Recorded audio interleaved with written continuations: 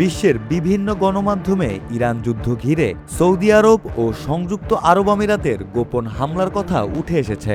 একই সঙ্গে ইরানের বিরুদ্ধে আমিরাতের আহ্বানে সৌদি আরব সাড়া দেয়নি এমন খবরও রয়েছে। তবে সম্প্রতি কিছু বড় গণমাধ্যমের দাবি, যুক্তরাষ্ট্র ইসরায়েলি হামলায় যুদ্ধ শুরুর পর ইরানে গোপনে হামলা চালায় এই দুই উপসাগরীয় দেশ। ওয়াল স্ট্রিট জার্নাল ও রয়টার্সের প্রতিবেদনে বলা হয়েছে, যুক্তরাষ্ট্র ইসরায়েলের হামলার সময় ইরানে গোপনে হামলা চালিয়েছে সৌদি আরব ও সংযুক্ত আরব আমিরাত। বিশ্লেষকদের মতে ইরানের ড্রোন ও ক্ষেপণাস্ত্র হামলার জবাবেই এই পদক্ষেপ নেওয়া হয়েছে। তবে কোনো দেশই বিষয়টি আনুষ্ঠানিকভাবে নিশ্চিত করেনি।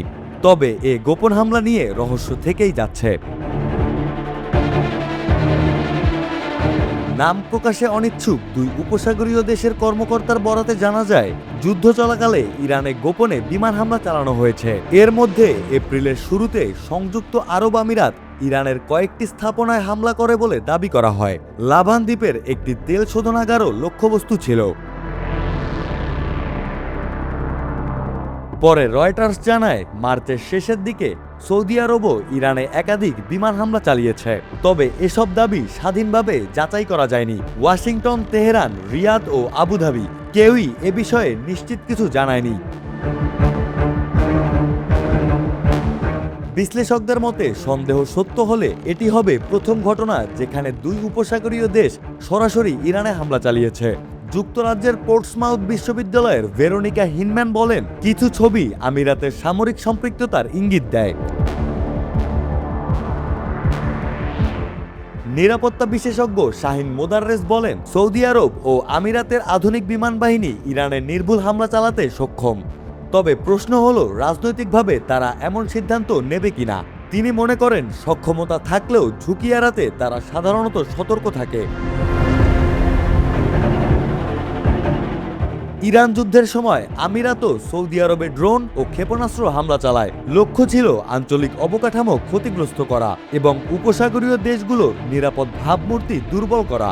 বিশেষ করে আমিরাত বারবার হামলার মুখে পড়ে। বিশ্লেষক আন্দ্রেয়াস ক্রিক বলেন, যদি এসব হামলা সত্য হয় তবে তা ইরানকে স্পষ্ট বার্তা দেওয়ার কৌশল যে উপসাগরীয় দেশগুলো পাল্টা আঘাত হানতে সক্ষম। ক্রিক আরও বলেন, সৌদি আরব তুলনামূলকভাবে সতর্ক অবস্থান নিয়েছে এবং কূটনৈতিক পথে সমাধান খুঁজছে। অন্যদিকে আমিরাত ইসরায়েলের সঙ্গে আরও ঘনিষ্ঠ সমন্বয় করছে বলে অভিযোগ রয়েছে। ইসরায়েলের আকাশ প্রতিরক্ষা ব্যবস্থা আমিরাতকে সহায়তা করছে বলেও দাবি করা হয়। তবে আবুধাবি নেতানিয়াহুর সফরের বিষয়টি অস্বীকার করেছে। ইরানের পররাষ্ট্রমন্ত্রী আব্বাস আরাকচি আমিরাতকে যুক্তরাষ্ট্র ও ইসরায়েলের সক্রিয় অংশীদার বলে অভিযুক্ত করেন। তার মতে এই সংঘাতে তাদের ভূমিকা স্পষ্ট হয়ে উঠছে। বিশেষজ্ঞদের মতে সৌদি ও আমিরাত গোপনে হামলা চালিয়ে বড় ধরনের যুদ্ধ এড়াতে চেয়েছে। প্রকাশ্যে না গিয়ে তারা ইরানকে বার্তা দিয়েছে যাতে উত্তেজনা নিয়ন্ত্রণে থাকে। তবে এ ধরনের গোপন হামলা ভবিষ্যতে পরিস্থিতিকে আরো জটিল করে তুলতে পারে। এতে ইরান ও উপসাগরীয় দেশগুলোর মধ্যে আস্থার সংকট আরো গভীর হবে। একই সঙ্গে আঞ্চলিক নিরাপত্তার ভারসাম্য নতুন করে বদলে যেতে পারে।